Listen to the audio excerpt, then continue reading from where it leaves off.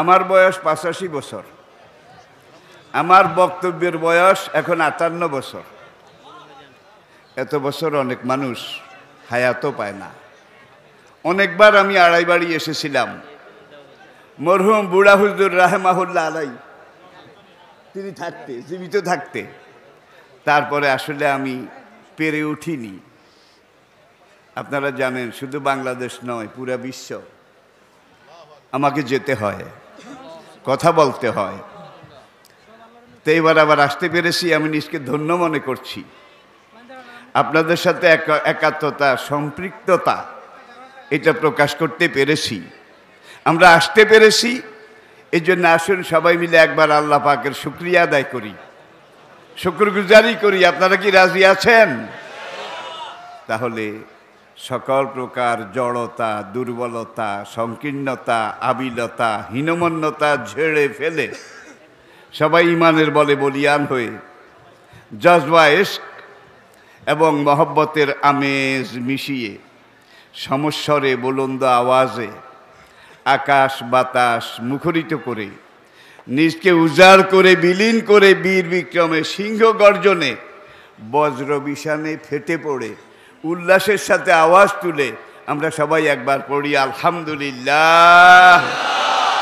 প্রিয় দিনী ভাইয়েরা, অতিলকাল আইয়ামু নুদাবিলুহা বাইনান নাস। এই জীবন, আল্লাহর পথে চললেও জীবন চলে যাবে, আল্লাহর কথা বললেও জীবন চলে যাবে। কোনোটাই করলাম না, ধরলাম না, নিষ্ক্রিয় হয়ে বসে থাকলাম, তাহলেও জীবন যাবে। আর ইসলামের আল্লাহ দ্বীনের বিরোধিতা করলে জীবনটা বোধহয় আপনার জন্য বসে থাকবে, অপেক্ষা করবে। কুল্লু মান আলাইহা ফান ওয়া ইয়াবকা ওয়াজহু রাব্বিকা যুল জালালে ওয়াল ইকরাম। আপনার আমাদের এই হায়াতটা, এটা একটা আইসক্রিম। আইসক্রিমের একটা লাইফ আছে, ধরে নিন 24 ঘন্টা, 24 আওয়ার্স। এখন আপনি আইসক্রিমের ব্যবসা করেন, আপনার দায়িত্ব কি হবে? 24 ঘন্টার মধ্যে আমি যদি এটাকে বেচে কিনে বাজারজাত করে লাভ সহ পুঁজি হাতে আনতে না পারি, তাইলে আইসক্রিম আমার জন্য বসে থাকবে। ওয়ালাসরি ইন্নাল ইনসানা লাফি খুস। আপনার হায়াতটা, আমার হায়াতটা আইসক্রিম, গলে যাচ্ছে, গলে যাচ্ছে, সময় চলে যাচ্ছে। সুতরাং সময় থাকতে থাকতে আমরা এটাকে পজিটিভলি যতটুকুন কাজে লাগাতে পারি।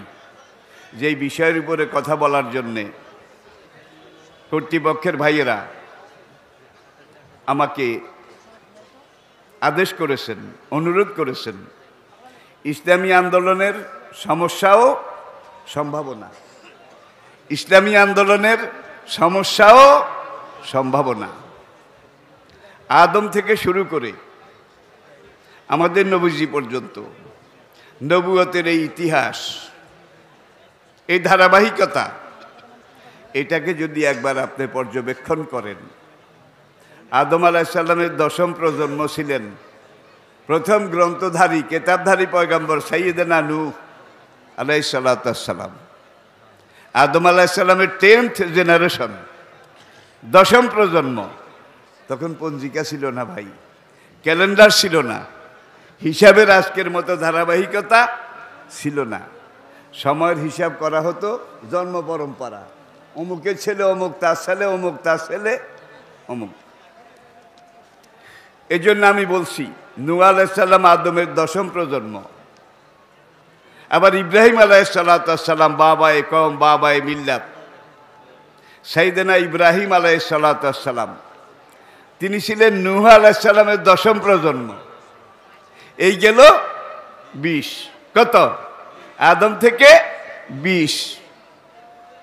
সাইয়েদনা ইব্রাহিম আলাইহিস সালাম, তার 89তম প্রজন্ম, সরকারে দো আলম আকায়ে দো জাহাঁ তাজদারে মদিনা সৈয়দুল মুরসালিন রহমতুল্লিল আলামিন খাতামুন নবিয়্যিন ইমামুল মুরসালিন ও ইমামুল মুরসালিন ও ইমামুল মুত্তাকিন রাসূলুর রাব্বিল আকায়ে নামদার শাফিয়ে মাহশার সাকিয়ে কাউসার মদিনার তাজদার ইহা এবং পরকালের কর্ণধার হুজুর নবী করিম সাল্লাল্লাহু আলাইহি ওয়াসাল্লাম তিনি ছিলেন নূহ আলাইহিস সালামের 89তম প্রজন্ম।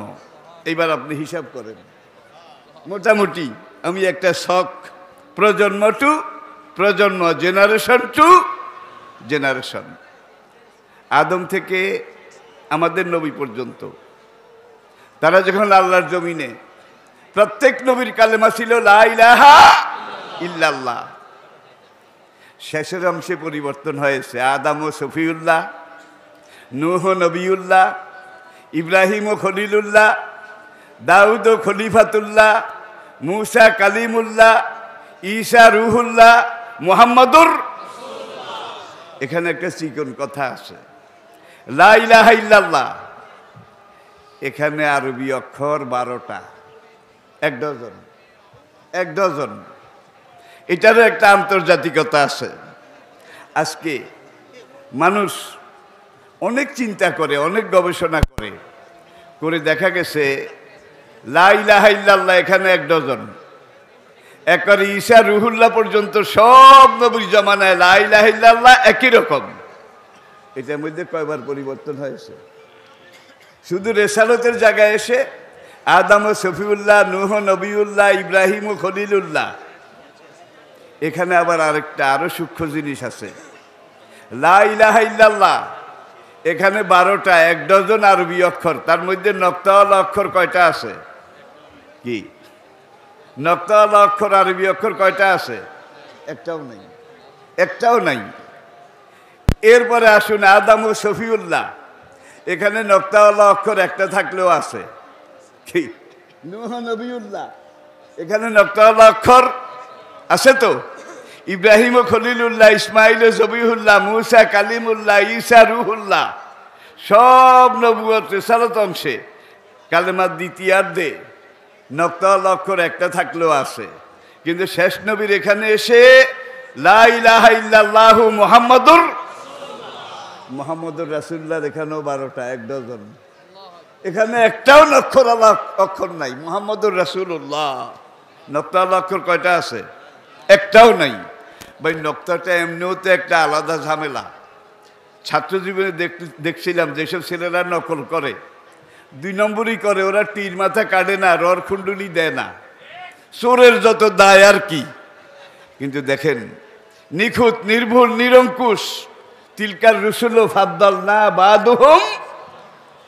হাসরের মাঠে আদম থেকে আমাদের আগের নবীজি সাইয়েদনা ঈসা পর্যন্ত, বুখারী শরীফের কিতাব শাফাত, ও ইয়াকুলু আদম সফিউল্লাহ ইয়া রব্বে নফসি নফসি, ও ইয়াকুলু নূহ নবিউল্লাহ ইয়া রব্বে নফসি নফসি, ও ইয়াকুলু ইব্রাহিম খলিলুল্লাহ ইয়া রব্বে, ও ইয়াকুলু ইসমাঈল জবিহুল্লাহ ইয়া রব্বে, ও ইয়াকুলু মুসা কালিমুল্লাহ ইয়া রব্বে নফসি নফসি, ও ইয়াকুলু ঈসা রুহুল্লাহ ইয়া রব্বে নফসি নফসি, ও ইয়াকুলু মুহাম্মাদুর রাসূলুল্লাহ সাল্লাল্লাহু আলাইহি ওয়াসাল্লাম ইয়া রব্বে উম্মতি উম্মতি মানলে উম্মতি ইয়া রব।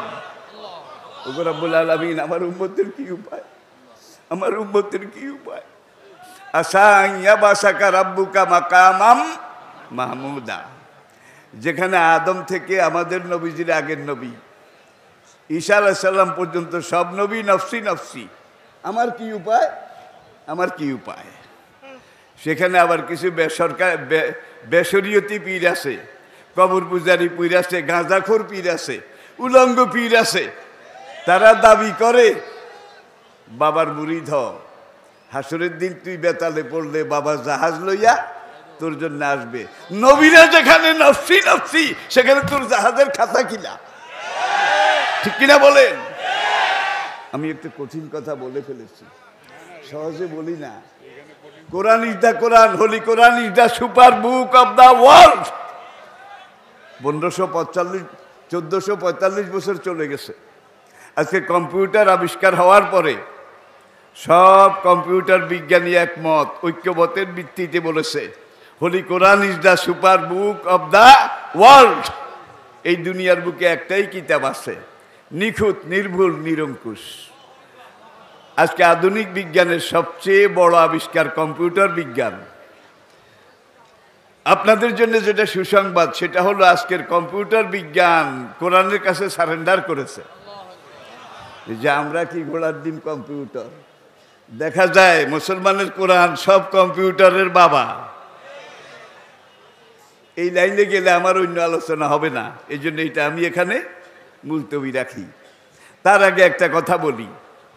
এই কয়েকদিন আগে ওয়াশিংটন নিউ ইয়র্কের একটা সেমিনারে আমার বক্তব্য ছিল শুধু প্রশ্নোত্তর। একটা প্রশ্ন আসলো, অনারেবল মাওলানা, মালিকুল মউত আজরাইল জীবের জান কবজ করে, এটা আমরা জানি। দুনিয়াটা তো আর ছোট নয়, অনেক বড়, অনেক বিশাল। মালিকুল মউত একজন।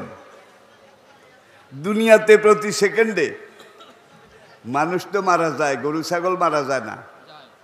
যেটাকে জবাই করা হয় সেটাও তো জবাই করার পরে কি হয়, মারা যায়, জান কবজ করা লাগে নাকি?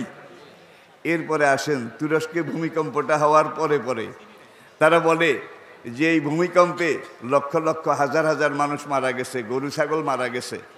দক্ষিণাঞ্চলে জলোচ্ছ্বাস, এক রাতে 11 লক্ষ মানুষ মারা গেছে। আপনারা জানেন গরু ছাগল মারা যায় নাই, শিয়াল কুত্তা মারা যায় নাই, পশুপক্ষী মারা যায় নাই। তো ভদ্রলোক খ্রিস্টান বলে, মাই ডিয়ার জেন্টেলম্যান, অনারেবল মাওলানা, আজরাইল বেটা কেমনে এতগুলো জান একত্রে কবজ করলো? কি করে আজরাইল বেটার পক্ষে এটা সম্ভব হলো? আমি বললাম, my dear gentleman, attention please.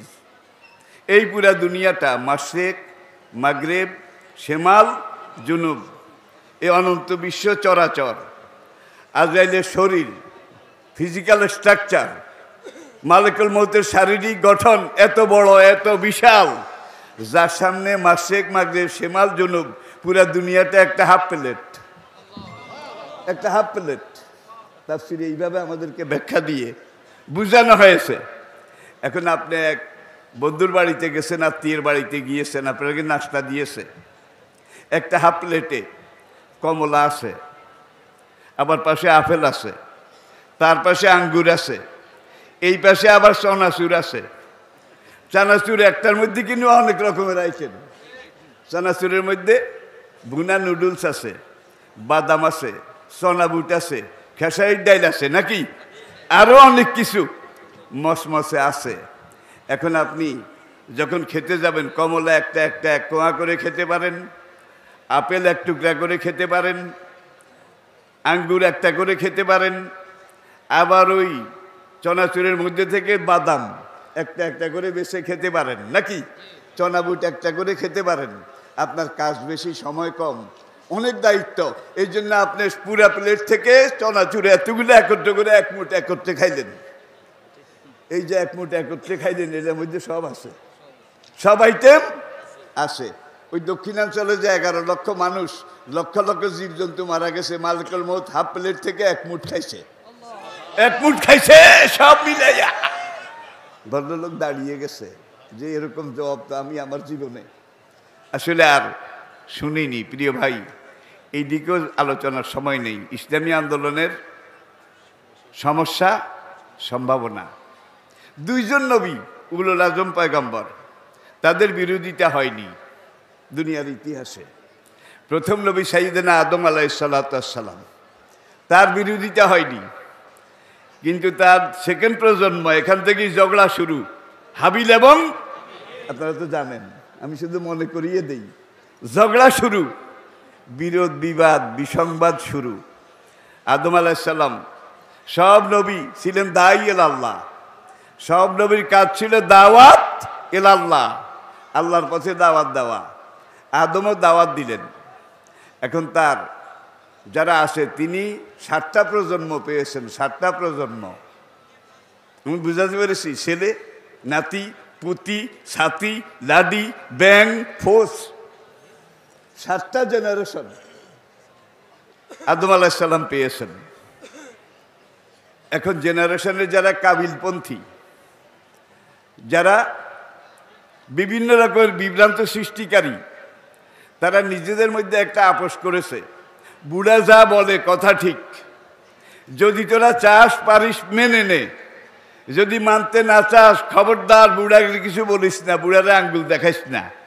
আত্মীয়তার সম্পর্কের কারণে আদম আলাইহিস সালামের বিরোধিতা হয়নি। আমি কি বুঝাতে পেরেছি? আরেকজন উলুল আজম পয়গম্বর, তাকে আল্লাহ পাক দুনিয়াব্যাপী সারা দুনিয়ার এমন এক রাজত্ব খেলাফত দিয়েছিলেন। তিনি শুধু মানুষের রাজা না, পিঁপড়ারও রাজা, মশামাছিরও রাজা, পশু পক্ষীরও রাজা, দৈত্য দানব জিন এগুলারও রাজা। জিন ভূতে যারে ডরাইতো, কোন মানুষের বুকের পাটা এত বড় আছে এই বেটার দিকে তাকায়? তাহলে সুলাইমান আলাইহিস সালামের বিরোধিতা হয়নি। তাকে আল্লাহ এমন রাজত্ব দিয়েছিলেন, লা ইয়ামবাগি লিআহাদিম বাদি। সুলাইমানের পরে কিয়ামত পর্যন্ত এত বড় রাজত্ব আর আল্লাহ কাউকে দেননি, দেবেন না। আই রিপিট, আদম আলাইহিস সালামের বিরোধিতা হয়নি আত্মীয়তার সম্পর্কের কারণে। সুলাইমান আলাইহিস সালামের বিরোধিতা হয় নাই। বাইতুল মাকদাস মসজিদ শেষ পর্যায়ে তৈরি হয়ে আসছে। এখন কিছু হীরা মুক্তা মণি মুক্তা এগুলা মসজিদের দেওয়ালে বসানো হবে। জিন সৈন্য যারা দৈত্য দানব তারা সাগরে গেছে, ডুব দিয়ে দিয়ে, কোরআনে আছে সূরায়ে কাসাস, সূরায়ে ডুব দিয়ে দিয়ে তারা মণি মুক্তা হীরা জহরত এগুলো আনে, বাইতুল মাকদাসের দেওয়ালে লাগায়, সৌন্দর্য বৃদ্ধি করে। সুলাইমান আলাইহিস সালাম থুতনির নিচে লাঠিটা দিয়ে এইভাবে দাঁড়িয়ে জিন সৈন্যদের, জিন রাজমিস্ত্রিদের এই কনস্ট্রাকশন কাজ এটা পর্যবেক্ষণ করতেছেন। এই দাঁড়ানো অবস্থায় তার মৃত্যু হয়ে গেছে। এখন জিনেরা মসজিদের কাজ করে, বাকি যেটা আছে শেষ করার জন্যে খুব তাড়াহুড়া করে, মনোযোগও প্রচুর। বাদশা তো আজকে খাইতেও যায় না, বাদশা তো আজকে বিশ্রামও করতে যায় না, তোরা একটু ডিউটিফুল হ, তোরা ভালো করে কাজ কর। যদি অলসতা করস তাইলে কিন্তু পিটাইয়া পাশার শাল তুলে ফেলবে। ওরা কাম করতে করতে একবারে কান্দে ঘা হয়ে গেছে। 6 মাস মৃত অবস্থায় তিনি দাঁড়িয়েছিলেন, থুতনির নিচে লাঠিটা এইভাবে ভর দিয়ে দাঁড়িয়েছিলেন।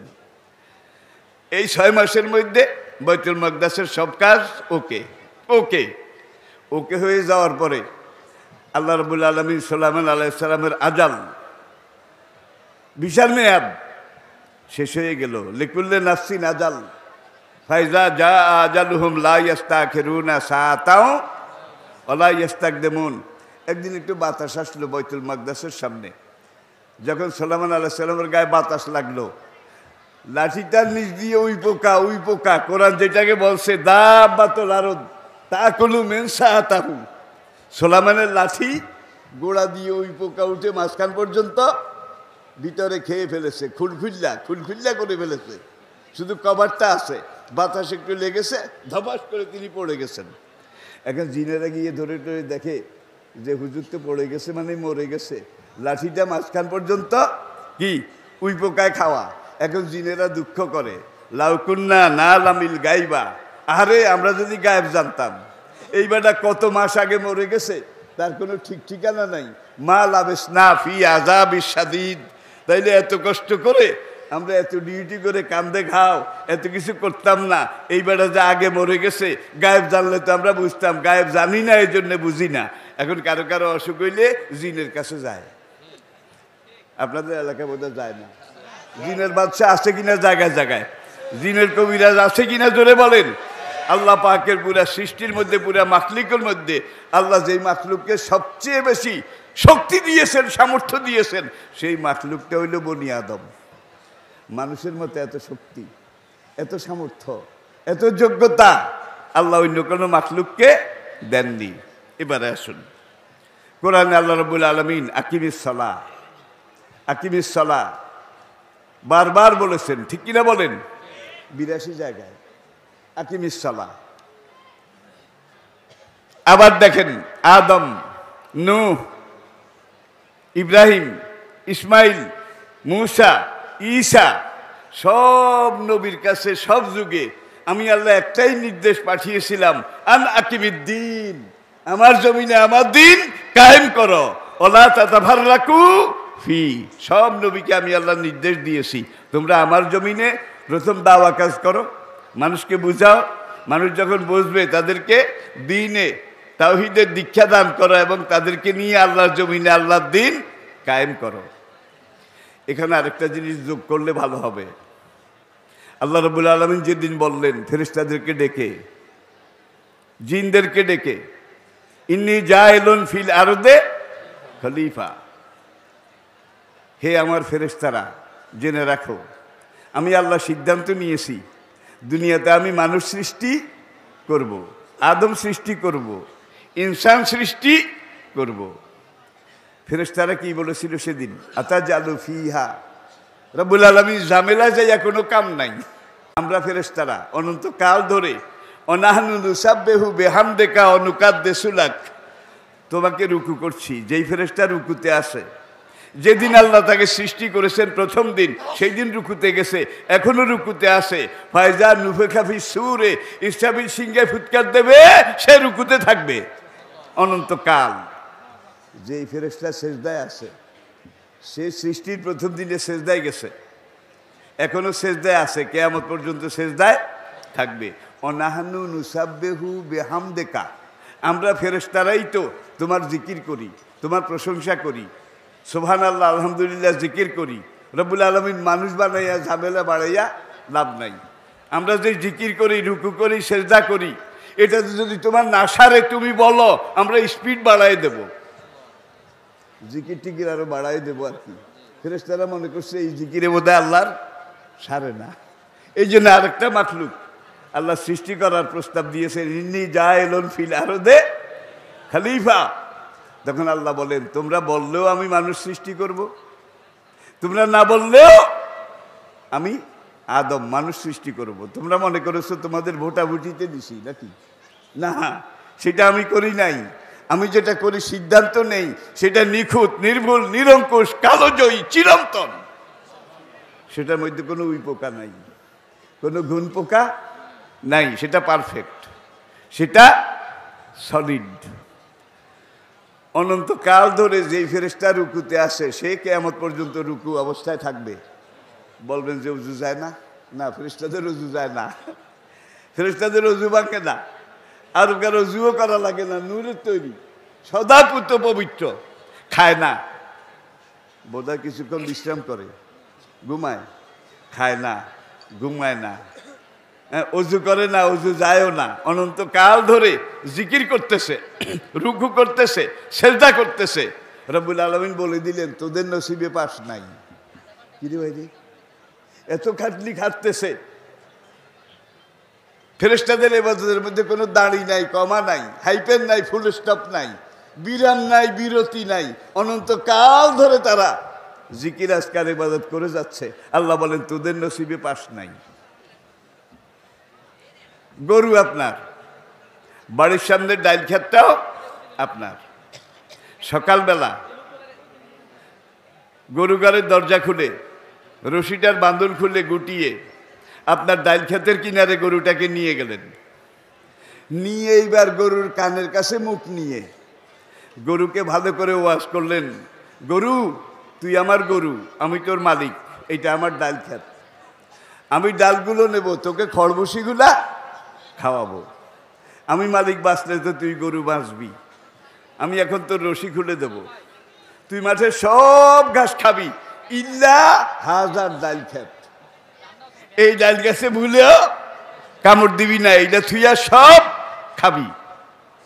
ওয়াজের সুরে কন্যা, ইয়া আইয়ুহাল গরু ইন্নী আকুলু লাকা হাযিহি জিরাতি লা তাকুল মিনহা শাইয়ান হাযিহি হারামুন লাক। গরুর কানের কাছে মুখ নিয়ে ওয়াজ করে বলে টলে বাঁধন খুলে দেন, গরু বোধহয় খাবে না। জোরে বলেন, এত ওয়াজ কারে করলেন? এত বুঝান কারে বুঝাইলেন? সে ডাল খেতে সাইরানি কয়েক কামড়ে শেষ। এই যে মালিকের নির্দেশ অমান্য করলো, গরুর আমল নামায় সগীরা গুনাহ লেখা হয়েছে, কবিরা মোটা আমল নামায় নাই। উলাইকা কালা নাম বালহম আদল। প্রত্যেক হায়াত জানোয়ারের অবস্থাটা এই, তাদের আমল নামা নাই, তারা ভালো মন্দ বোঝে না, লাভ ক্ষতি বুঝে না। ইন্না হাদাইনাহু সাবিলা ইম্মা শাকিরাও ওয়া ইম্মা কাফুরা। একমাত্র মাখলুক মানুষ। সে নিজের ভালোও বুঝে, মন্দও বুঝে, লাভও বুঝে, নোকসানও বুঝে, একমাত্র মানুষ। কিন্তু হায়ান জানোয়ার এগুলা বুঝে না, যার জন্য তাদের আমলনামা নাই, তাদের পাশও নাই, তাদের ডিভিশনও নাই। একমাত্র মানুষ। আপনার গলায়ও একটা রশি আছে, বিশ্বাস করেন, আপনার গলায়ও একটা রশি আছে, সেটা শরীয়তের রশি। আপনার আমার গলায়ও একটা বাঁধ আছে, সেটা হুদুদুল্লাহর বাঁধ। তিলকা হুদুদুল্লাহ। জায়েজের মধ্যে তুমি চলবে, জায়েজ কাজ করবে, জায়েজের বাইরে না জায়েজে যাবে না। এটা তোমাকে আমি ব্যারিকেড দিলাম। আমার ফেরেশতার তো অভাব নাই। যেই দুইজনে এখন আপনার খাতা লেখে, যেই দুইজনে কেরামান কাতেবিন, এই দুজন মাগরিবের আজানের পরে আসছে, ফজরে আজান হবে, এই দুইজন চলে যাবে, অন্য দুইজন আসবে। যেই দুইজন এখন আছে, এই দুইজন আদম থেকে কিয়ামত পর্যন্ত, আগেও কারো কাঁধে 12 ঘন্টার জন্য যায় নাই, কিয়ামত পর্যন্ত যাওয়ার সুযোগ পাবে না। যারা আসবে সবাই নিউ কামার, নবাগত। নবাগত এটা দিয়ে আমরা আন্দাজ করতে পারি ফেরেশতার সংখ্যা কত। কোরআনে আল্লাহ পাক বলছেন, আমার সেনাবাহিনীর সংখ্যা কত, এটা আমি আল্লাহ ছাড়া কেউ জানে না। এই যে অনন্তকাল ফেরেশতারা রুকু করে, সেজদা করে, ইবাদত করে, অনাহানু নুসাব্বিহু বিহামদিকা, আল্লাহর পবিত্রতা বর্ণনা করে। আল্লাহ পাক বলেন, তোদের পাশও নাই, তোদের ডিভিশনও নাই। বলবেন যে কেন পাশ নাই? ফেল করার যোগ্যতা যাদের নাই, তারা পাশ করলে পাশের কোনো দাম নাই। কি ফেরেশতাদেরকে আল্লাহ শুধু পাশ করার যোগ্যতা দিয়েছে, নেকি করার যোগ্যতা দিয়েছে, গুনাহ করার যোগ্যতা। কিন্তু গরু ছাগল, উলাইকা কালা নাম, ওরা গরু ছাগলের মতো। ওদের জীবনে হালাল হারাম নাই, ওদের জীবনে জায়েজ না জায়েজ এটার কোনো ব্যারিকেড নাই। আপনার গ্রামে বোধহয় ছোট্টকালে দেখেছেন, মাঠে যখন গরু ছাড়া থাকতো, চেয়ারম্যান সাহেবের কোর্টে একটা নালিশ এসেছে, উত্তর গ্রামের আদম আলীর বলদ দক্ষিণ গ্রামের কদম আলীর দামড়ি গাইয়ের সাথে জেনা করেছে। এই জন্যে বলদ গাই দোনোর জন্য ধরে চেয়ারম্যান সাহেবের আদালতে নিয়ে আসছে। চেয়ারম্যান সাহেবের আবার বলদকে 80 দৌড়া, গাইকে 80 দৌড়া বেড়েছে। এমন কোনো সালিশ হয়েছে? ওদের জীবনে জেনা নাই, ওরা যেটা করে সেটাই ওকে। উলাইকা কালা নাম, ওদের কাণ্ড জ্ঞান নাই, হিতাহিত জ্ঞান নাই। এরপর আপনি খাবেন, খাওয়ার ব্যাপারে আপনি আল্লাহ আইনের কাছে বাঁধা আছেন কিনা? যেটা জায়েজ সেটা খাবেন, যেটা বৈধ সেটা খাবেন, যেটা আল্লাহ আদেশ করেন সেটা ধরবেন, যেটা আল্লাহ নিষেধ করেন সেটা ছাড়বেন। ইন্না হাদাইনাহু সাবিলা ইম্মা শাকিরাও ওয়া ইম্মা ওয়া নাফসিন ওয়া মা সাওয়াহা ফাআলহামাহা ফুজুরাহা ওয়া তাকওয়াহা কাদ আফলাহা মান যাক্কাহা ওয়া কাদ খাবা। আচ্ছা, এটা এখানে ছাড়ি। তাহলে বোঝা গেল গুনাহ করার যোগ্যতা যার আছে সে নেকি করলে নেকির দাম আছে। যার গুনাহ করার কোনো যোগ্যতাই নাই সে যত নেকি করুক, আল্লাহকে কোনো পাশ টাস নাই। তাহলে এটা সাইকোলজি। আসলে এইটাই ইনসাফ, এইটাই ন্যায় বিচারের দাবি। প্রিয় দিনী ভাইয়েরা, এবারে আসুন আমরা সিদ্ধান্তে আসি। মানুষ বিবেকের উপরে মহিয়ান সম্রাট। মানুষকে আল্লাহ যে কাণ্ড জ্ঞান বুদ্ধি বিবেক দিয়েছেন, এটা কোনো মাখলুককে আল্লাহ দেননি। ফেরেশতাদেরকে আমরা আলাদা করে ফেলেছি, কিন্তু জিনও ঠিক মানুষের মতো, তারাও শরীয়তের অধীন। ওমা খালাকতুল জিন্না ওয়াল ইনসা ইল্লা লিয়াবুদুন। একমাত্র জিন এবং ইনসান, এই দুইটা মাখলুক আল্লাহর হুকুমের ব্যারিকেড, হুদুদুল্লাহর সীমারেখার মধ্যে আল্লাহ কর্তৃক নির্দেশিত। যদি আপনি এই হুদুদুল্লাহ আল্লাহর দেওয়া শরীয়ত সীমারেখা মানেন, আল্লাহর নূরের তৈরি ফেরেশতার চাইতেও আপনার সম্মান অনেক বেশি। ওকাদ খাবা মান্দা সাহা।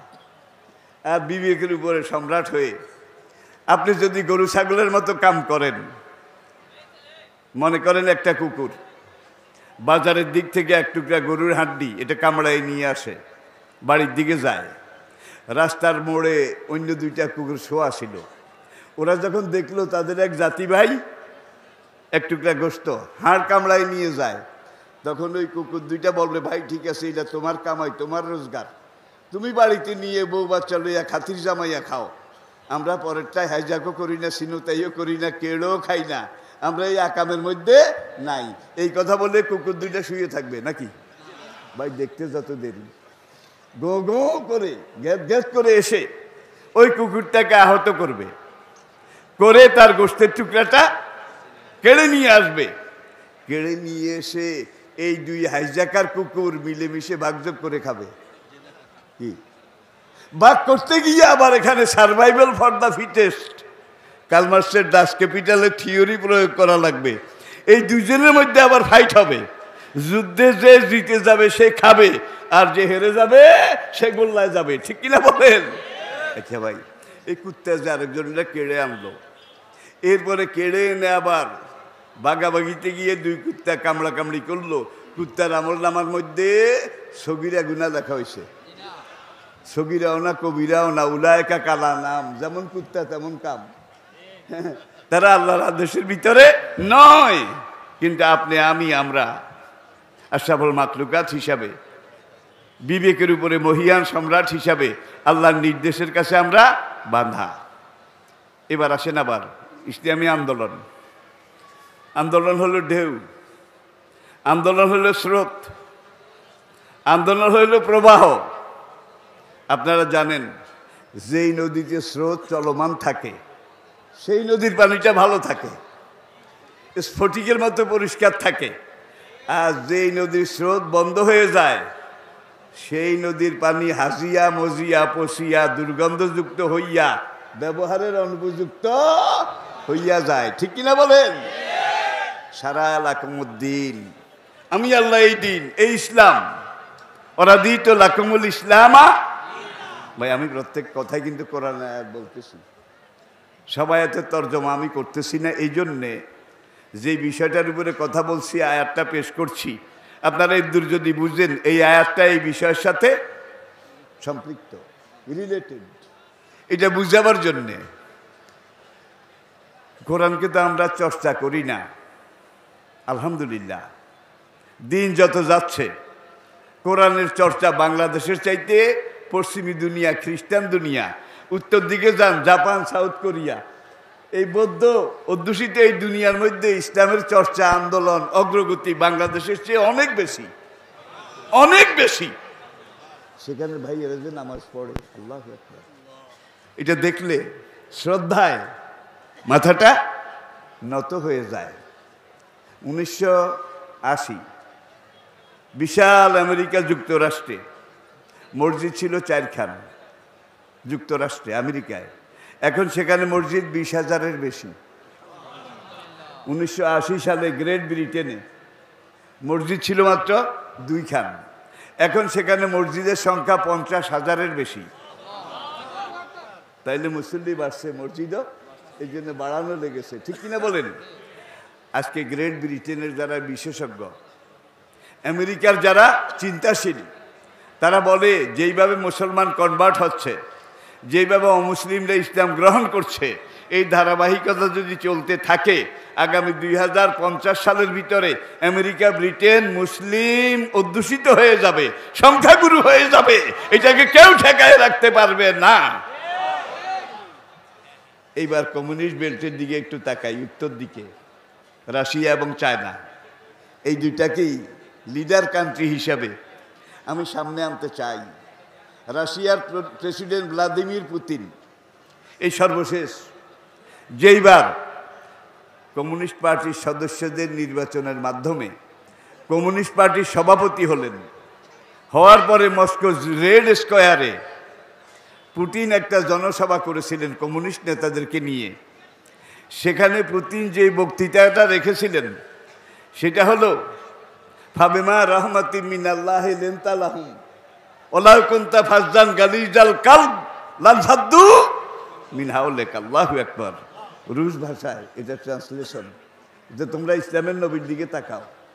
ইসলামের নবীর ব্যবহার কত মধুর ছিল, তার কথা শুনলে কাফের বেঈমান পর্যন্ত কথার দাম আছে, কথার মান আছে, কথার যুক্তি আছে, যৌক্তিকতা আছে, তারা পর্যন্ত হেট হয়ে যেত। তোমরা জনগণের সাথে ভালো ব্যবহার করবে। আমার এই রাশিয়াতে মুসলমানের সংখ্যা যেইভাবে বাড়ছে, এইভাবে যদি চলতে থাকে তাইলে আগামী 2070 সালের ভিতরে রাশিয়া মুসলিম মেজরিটি হয়ে যাবে। এটাকে কেউ ঠেকায় রাখতে পারবে না। পুতিনের কথা। ইনশাআল্লাহ ইসলাম আসতেছে। ইসলাম, আপনি ইসলামের পক্ষে কাজ করলেও ইসলাম আসবে। আর যদি বলেন দেশ খারাপ, সময় খারাপ, যান বাঁচান ফরজ। সালাতের কথা কইলে লাডি লয় না, কিন্তু একামতে দিনের কথা, ইসলাম কায়েমের কথা কইলে কয় দেশ খারাপ, সময় খারাপ, যান বাঁচান ফরজ। মুসা ফেরাউনের সময়ের চেয়ে খারাপ নাকি? মুসা ফেরাউনের সময়ের চেয়ে খারাপ? ইব্রাহিম নমরুদের সময়ের চেয়ে খারাপ? এই যুগের কোন নমরুদ তো আল্লাহকে মারতে যায় না। ইব্রাহিমকে 40 দিন অগ্নিকুণ্ডে রাখলো। নমরুদ কত ধমকাইলো আগুনেরে, কত রকমের কিছু করলো। ইব্রাহিমের একটা পশমও পুড়ল না। টাওয়ারের উপরে উঠলো, উঠে দেখে যে জ্বলন্ত আগুন সমুদ্র, দাউ দাউ করে আগুন জ্বলছে। জ্বলন্ত আগুনের মধ্যে ফুলের গাছ, ফলের গাছ, ভ্রমর গুনগুন করে, কুকিল কুহু কুহু করে, মৌমাছিরা মধু পান করে। এখন সে নিরাশ হয়ে গেল, 40 দিন এই জ্বলন্ত আগুনে রাখলাম, নাস্তিকটা তো মরল না। নাস্তিক চিনছেন? নমরুদের দৃষ্টিতে ইব্রাহিম নাস্তিক, নাস্তিকটা তো জ্বলল না। এইবার সে এসে সিংহাসনে বসে লোকদেরকে পাঠালো, তোরা কোনো রকম কায়দা করে আগুন একটু কমাইয়া টমাইয়া ইব্রাহিমের আমার সামনে নিয়ে আয়। ইব্রাহিমকে নিয়ে আসছে, দেখে যে তার পোশাকও জ্বলে নাই, উলঙ্গ করে আগুনে ফেলেছে। আল্লাহ বেহেশতের লেবাস পরাইয়া দিছে, সেই লেবাসও জ্বলে নাই, একটু দাগও লাগে নাই, আগুনের একটু আঁচও লাগে নাই। এখন নমরুদ জিজ্ঞাসা করে, কিরে নাস্তিক? ইব্রাহিম নাস্তিক, তোরে যে আগুনে দিলাম তুই পড়া গেলি না কেন? তোরে কে বাঁচাইছে? ইব্রাহিম ছোট্ট করে কে, আমার উপর আল্লাহ, আমার উপর আল্লাহ, রব্বুস সামাওয়াতি ওয়াল আরদ ওয়া মা বাইনাহুমার রহমান লা ইয়ামলিকু। তিনি মহিয়ান গরিয়ান, তিনি রহিম ও রহমান। কামার উপর আল্লাহ বাঁচাইছে। কয় তোর উপর আল্লাহর খোঁড়া নিতে আমি একবারে বিরক্ত হয়ে গেছি। ওয়েট, আজকে আমি আগে তোর উপর আল্লাহকে মেরে আসি, তারপরে তোকে নিয়ে আবার আমি বসবো। এতগুলা বিষাক্ত তীর এইভাবে আটি বেঁধে নিল একটা ব্যাগের মধ্যে। তীর মারার একটা ধনুক, লোহা এবং ইস্পাত ঢালাই করা তৈরি, এইটা নিল। লোকজনকে বলল, আমার জন্য একটা যে সিংহাসন, সোনার কুরসি, এই কুরসিকে নিয়ে আমি ইব্রাহিমের খোদাকে মারতে যাব। তোমরা 4টা পোষা ঈগল পাখি নিয়ে আসো, স্বর্ণ ঈগল যার নাম। পশ্চিমী দুনিয়াতে আছে এক একটা ঈগল পাখি, মনে হয় যেন ছোটোখাটো একটা হেলিকপ্টার, ছোটোখাটো একটা হেলিকপ্টার, এক একটা ঈগল পাখি। জি, মনে হবে যেন একটা হেলিকপ্টার। এখন 4টা স্বর্ণ ঈগলের পায়ে, চেয়ারের 4টা পায়া বেঁধেছে, ঈগল উমড়াই দিছে উপরের দিকে। আর পোষা ঈগলকে বলে উপরের দিকে সোজা, উপরের দিকে সোজা, দূর দূর, বহু দূর, ব্যাবিলন থেকে দেখা যায় না। আরশকে যেই ফেরেশতারা ধারণ করে, হাম্মালিন আরশ, তারা বলে রব্বুল আলামিন, এতদিন ইব্রাহিমের পালা ছিল, আজকে তোমার পালা শুরু হয়েছে। আল্লাহকে কি হয়েছে? কয় তোমারে মারার জন্য আসে। ইব্রাহিমের খোদা কয়, আমি তো কারো আশা নষ্ট করি না, বেচারা আশা করি আসে, আসতে দাও। সে মনে করেছে বোধহয় আল্লাহর বাড়ির কাছে পৌঁছে গেছে, সা করে তীর মেরে দিয়েছে উপরের দিকে। আল্লাহ জিবরাইলকে ডেকে বলে, ও তীরের মাথা থেকে শুরু করে মাঝখান পর্যন্ত 1 বিঘত টাটকা রক্ত মেখে দাও। জিবরাইলকে, ইয়া রব, ওগো রব্বুল আলামিন, তীরের মাথায় রক্ত মাখলে কি হবে? ইব্রাহিমের খোদায় কয়, বেচারা বড় আশা করে আসে, এখন যদি রক্ত মাখা হয় তাহলে মনে করবে অপারেশন সাকসেসফুল। আমি ইব্রাহিমের খোদা মারা গেছি, এখন দুনিয়াতে গিয়ে ইব্রাহিমের সাথে আর কি খেলা খেলতে চায় সেটা আমার দেখার এখনো বাকি আছে। তীরে রক্ত মেখে যখন জিবরাইল দিল, তীরটা এসে তার কোলের উপরে পড়লো, খুশিতে বাঘ বাঘ, অপারেশন সাকসেসফুল। ইব্রাহিমের খোদা মারা গেছে, তাড়াতাড়ি ব্যাবিলনে ফিরে এসে কে ইব্রাহিমরে লইয়ায়, ভাই হাত বাঁধা, লোহার শিকল দিয়ে পা বাঁধা, আবার গলার সাথে একটা চেইন দিয়ে এখানে একটা ওজনী লোহা বাঁধা। ডান্ডা বেড়ি বুঝেন তো? ডান্ডা বেড়ি বুঝেন তো? যত চোর, যত বদমাশ, যত জুয়ারি, যত বিদেশে টাকা পাচারকারী, কাউকে ডান্ডা বেড়ি পরায় না। ডান্ডা বেড়ি পরায় আলেমদেরকে, যে ভাইরা, আমি সময়কে নিয়ে কথা বলছি, বাস সময় নষ্ট করা যাবে না, আমার সময় শেষ। হ্যাঁ, সময় নষ্ট করা যাবে না, শুধু বুঝে নেন, শুধু বুঝে নেন। এখন ইব্রাহিমের ডান্ডা বেড়ি, তাহলে আমাদেরও যদি ডান্ডা বেড়ি আসে, তাহলে এটা আল্লাহর নেয়ামত, এটা আল্লাহর নেয়ামত, ঠিক না বলেন? আমরা ইব্রাহিমের পথে অটল, অনড়, অবিচল ভাবে আসি। এখন ইব্রাহিমকে আনলো অনেক কষ্ট করে, এই লোহার বেড়ি, এটাকে টেনে টেনে নমরুদের দরবারে বাবায় কম বাবায় মিল্লাত, তাকে বন্দি অবস্থায় হাজির করা হলো। নমরুদ এবার ওই রক্তমাখা তীরটা বাইর করে, বাইর করে এই দিকে দেখ,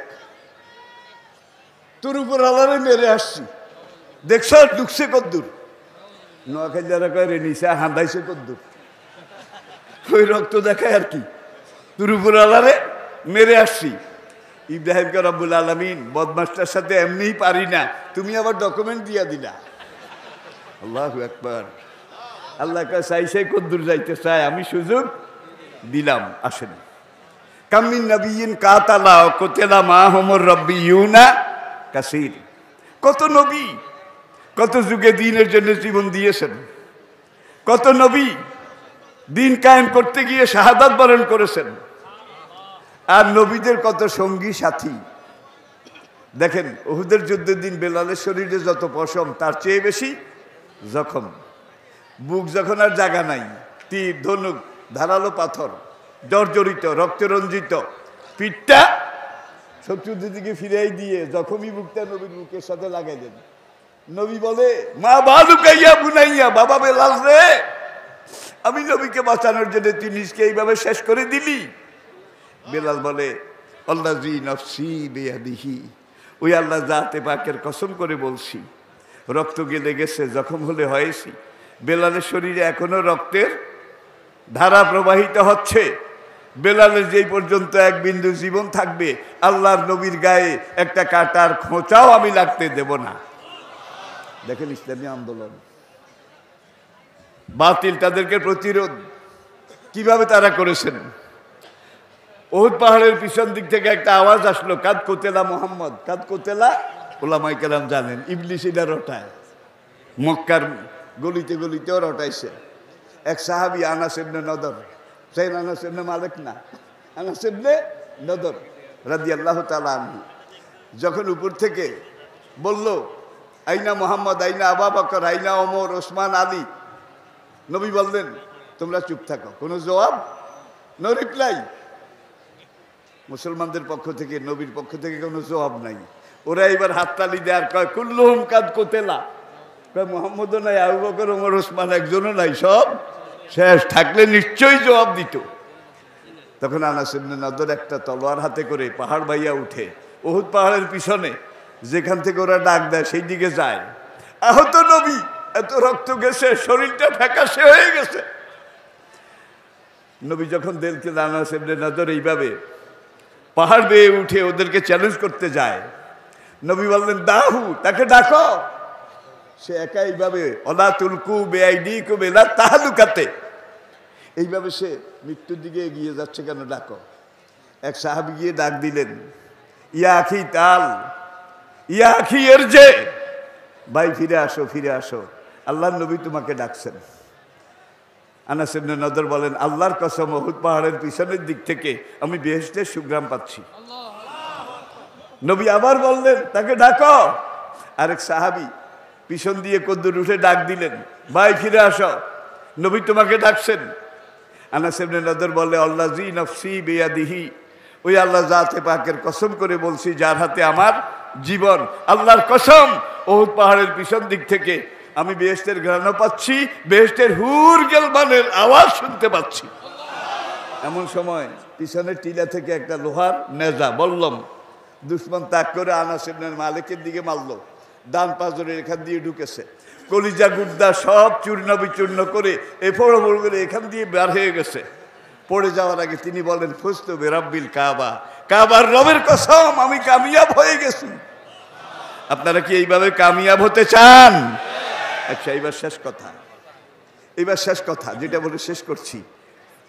মুনাফিকের কাছে সারা জীবন আজরাইল আসে, এটা করলে ধরে নাকি, এটা বললে মারে নাকি, সুতরাং চুপ থাক, হ্যাঁ, নিজে সেফ সাইডে থাক।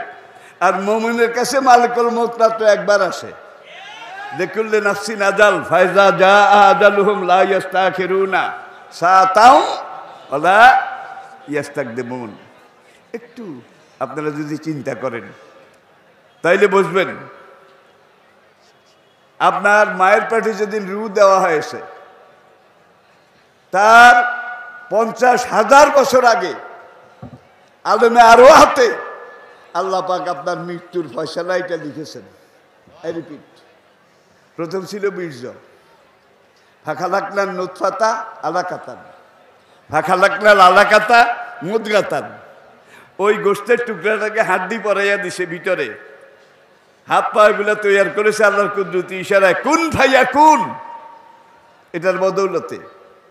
এইবার বডিটা বাচ্চার যখন পুরা হয়ে গেছে, ফানাফাক্তু ফিকা মির রুহি, তখন আল্লাহ পাক আলমে আরোহা থেকে মায়ের পেটে বাচ্চারে রুটা দিছে।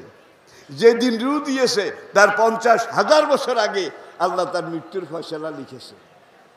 মৃত্যু কি লাঠি লাগাতে হবে, গুলিতে হবে, নাকি বিছানায় জ্বর হয়ে বসতে হবে, এইটা আগে লেখে তার 50,000 বছর পরে মায়ের পেটে রু দিছে।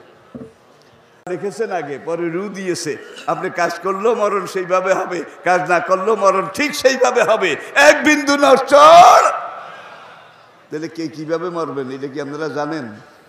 কেউ জানি না কিভাবে কার মরণ হবে। ইসলামের পক্ষে কাজ করলেও মরণ হবে, আর ইসলামের বিরুদ্ধে কাজ করলে বোধহয় মরণ হবে না।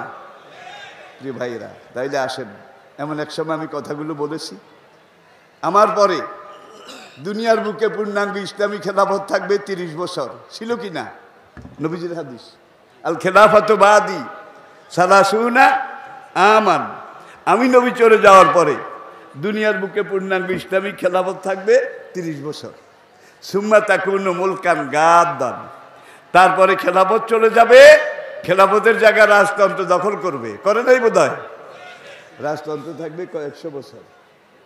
সুম্মা তাকুনু, এরপরে রাজতন্ত্র চলে যাবে, পুরা দুনিয়াতে হবে মুলকান জাবাবেরা, স্বৈরতন্ত্র বা স্বৈরাচার।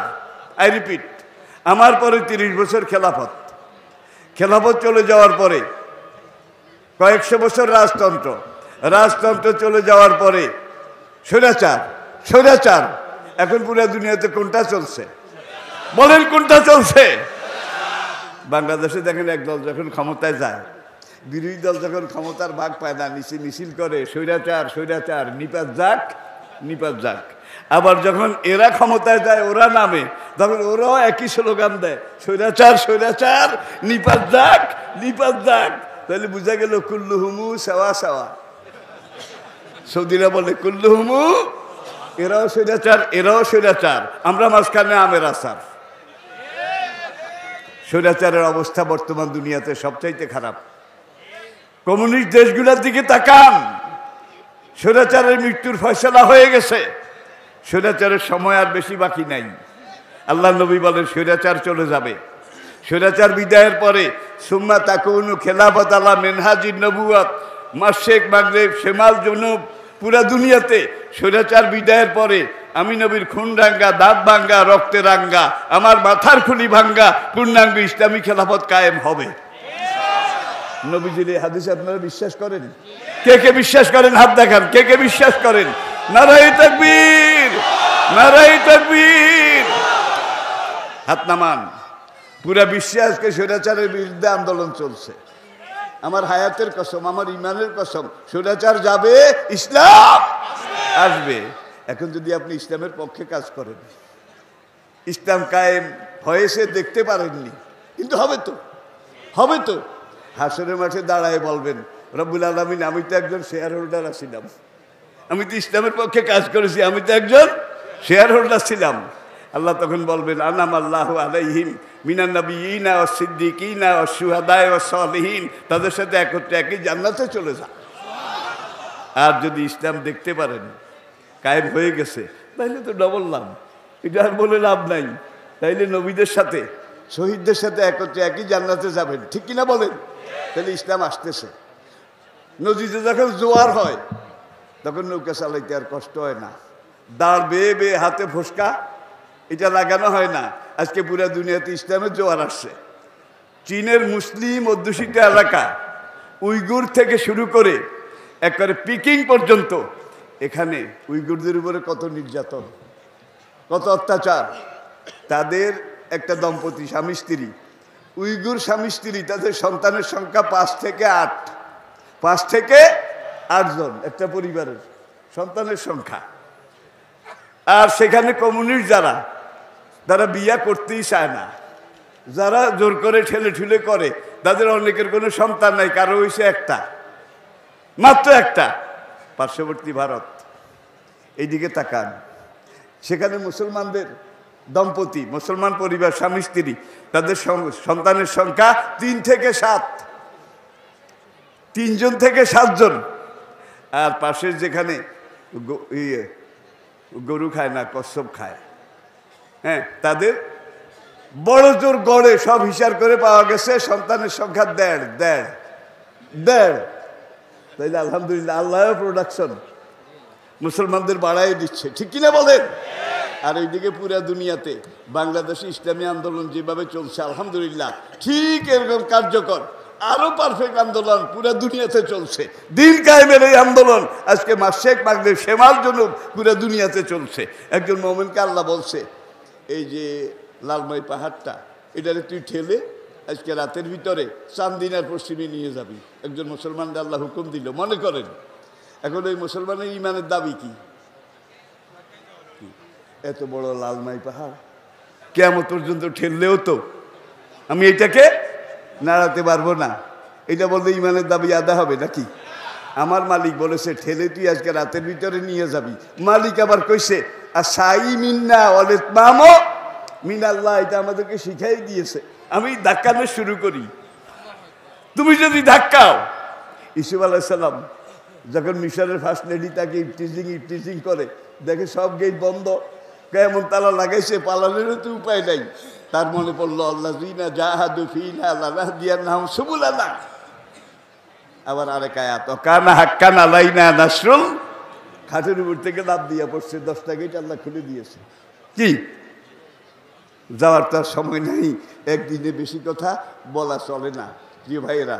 তাইলে আপনি ইসলামের পক্ষে কাজ করলেও ইসলাম আসতেছে। আর যদি আপনি বলেন দেশ খারাপ, সময় খারাপ, তাইলে আপনি মুনাফিক, তাইলে আপনি মুনাফিক। মুনাফিক শুধু মুসলমানের মধ্যে আসে ভাই, কাফেরের মধ্যে মুনাফিক নাই। যারা কাফের সলিড কাফের, ঠিক কিনা বলেন? কোরআনে 3 রকমের মানুষের কথা আল্লাহ বলেছেন।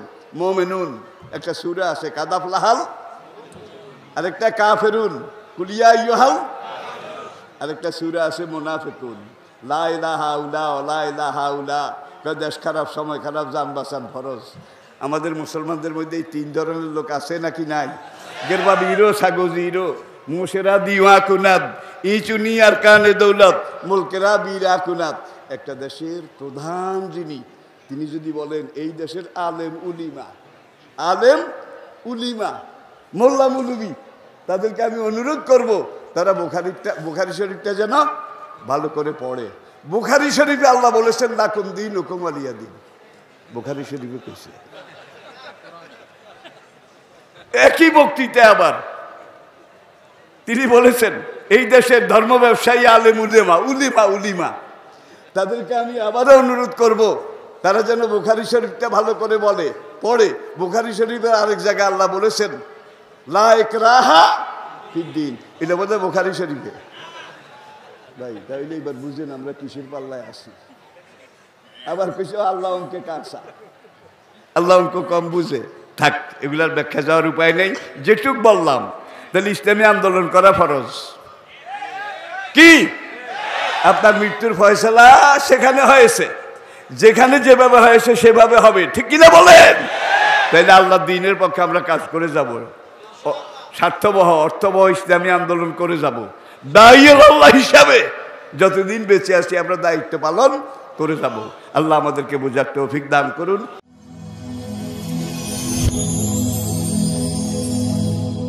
Rose TV 24. Enjoy by listening to the Holy Quran.